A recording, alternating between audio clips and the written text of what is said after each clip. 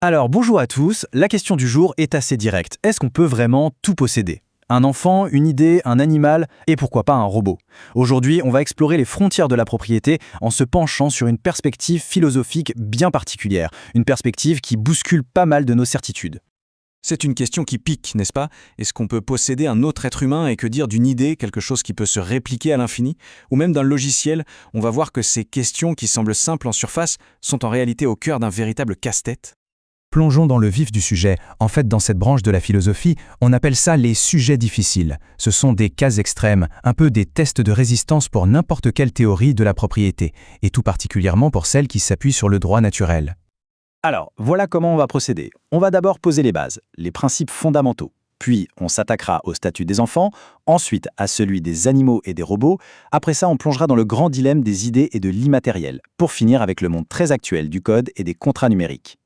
Ok, pour bien comprendre la logique qui suit, il faut partir de la base. Toute la perspective qu'on explore aujourd'hui repose sur ce qu'on appelle le droit naturel. Et son principe fondateur est en fait très simple, la propriété à l'origine, ça sert à une chose, éviter les conflits quand plusieurs personnes veulent la même ressource physique, qui est, par définition, rare. C'est vraiment le point de départ de toute la réflexion.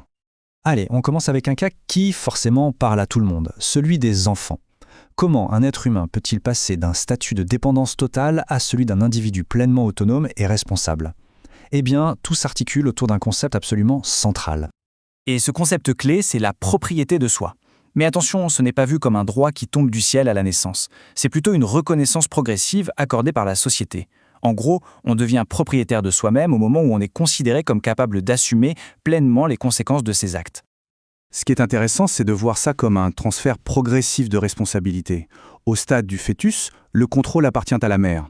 À la naissance, les parents ne sont pas propriétaires, mais plutôt des tuteurs, avec des droits qui sont déjà limités par les droits de l'enfant. Et puis, petit à petit, à mesure que l'enfant grandit, qu'il devient plus autonome, les parents lui cèdent cette propriété de soi, jusqu'à l'âge adulte où l'autonomie est complète. Et cette idée de tutelle, eh bien, on la retrouve dans un cas un peu similaire, celui des personnes dans le coma. Comme elles sont incapables de décider, un tuteur est désigné. Mais, et c'est crucial, ce tuteur n'a pas tous les droits. Ces décisions sont toujours encadrées et limitées par les droits que la personne avait déjà acquis en tant qu'individu autonome. Bon, on a parlé des humains, maintenant passons aux non-humains. Comment justifier la possession d'un animal ou d'un robot, des êtres sur lesquels on n'a jamais un contrôle parfait et total? La réponse, selon cette théorie, se trouve dans l'idée de contrôle indirect. L'idée, au fond, est assez simple. La société nous autorise à posséder, disons, un chien, mais il y a une contrepartie, un devoir. En échange de ce droit, on accepte d'être entièrement responsable de ses actions. Si le chien cause des dégâts, c'est de notre ressort. La propriété devient ici une sorte de contrat de responsabilité. Et c'est là que les nuances deviennent vraiment importantes. Pour un enfant, on l'a vu, la responsabilité des parents diminue à mesure que son autonomie grandit. Pour un animal, le propriétaire reste entièrement responsable. Point. Et pour un robot, alors là c'est encore un autre niveau de complexité. Il faut faire la différence entre la responsabilité de celui qui donne les ordres au robot et celle de la personne qui l'a conçu. Et ça, c'est une distinction absolument cruciale. Si un robot provoque un accident à cause d'un défaut de conception, d'un bug dans son programme, la faute en incombe directement à son créateur. Par contre, si on utilise un robot parfaitement fonctionnel pour commettre un acte répréhensible, alors là, la responsabilité nous revient entièrement. Ok, on a vu le physique, le vivant. Maintenant, on s'attaque à un morceau beaucoup plus abstrait, l'immatériel. Pourquoi, en suivant la logique du droit naturel, est-ce qu'une idée ne pourrait pas être possédée comme on possède, disons, une chaise? Pour comprendre la logique ici, il faut revenir au point de départ, au principe fondamental qu'on a vu au tout début. Le droit de propriété, c'est un outil pour gérer la rareté. S'il y a une seule pomme et que deux personnes la veulent, il y a un conflit potentiel. Le droit de propriété sert à trancher. Et là, la différence est juste fondamentale. C'est le jour et la nuit. Si je donne mon livre, eh bien, je ne l'ai plus. C'est un échange. Mais si je partage une idée, nous l'avons tous les deux. L'idée n'a pas été échangée, elle a été dupliquée. Et comme il n'y a pas de rareté, il n'y a en principe pas de conflit à arbitrer. La conclusion qui en découle forcément est assez radicale. Dans cette perspective, la propriété intellectuelle n'a aucun fondement en droit naturel.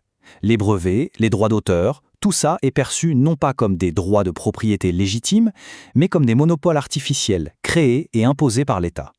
L'argument classique qui dit que ça protège les créateurs est balayé comme un simple calcul d'utilité, pas comme un droit fondamental. Allez, on arrive à la dernière étape de notre exploration et pas la moins complexe, le monde numérique. Comment est-ce que toute cette logique sur la rareté et la propriété s'applique aux logiciels et aux données? C'est là que ça devient fascinant. Et là, on touche vraiment au cœur du problème. Le droit naturel, il a été pensé pour le monde physique, un monde d'atomes, un monde où les choses sont rares. Le numérique, c'est l'inverse. C'est le monde de l'abondance, de la copie parfaite et instantanée. Essayer d'appliquer les règles de l'un à l'autre, c'est un peu comme vouloir faire rentrer un cube dans un trou rond. Donc si on suit la logique jusqu'au bout, ça donne quoi? Eh bien, puisque les données ne sont pas rares par nature, tout contrôle qu'on y impose est forcément artificiel. C'est du code qui le crée. Le droit d'accéder à un fichier ou à un service n'est donc pas un droit universel et naturel, mais simplement une règle locale, une convention définie par un contrat ou par les conditions d'utilisation d'un logiciel. Et ce type de droit, créé de toutes pièces par l'homme, ça porte un nom. C'est le droit positif, par opposition au droit naturel.